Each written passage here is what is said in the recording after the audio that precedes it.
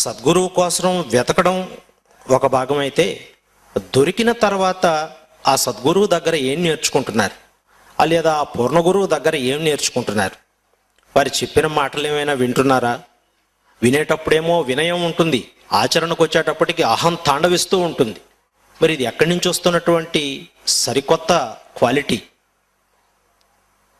చాలా విధేయత ప్రదర్శిస్తూ ఉంటాం, కానీ ఆచరణ లేకొచ్చేటప్పటికి అహంకారం పరవళ్ళు తొక్కుతూ ఉంటుంది. ఇక దీనికన్నా మించింది లేదు, నాదే నేనే అనేటువంటి అహంకార పూరితమైనటువంటి మనస్సుతో ఆ కార్యక్రమాల్ని చేపట్టడం జరుగుతూ ఉంటుంది.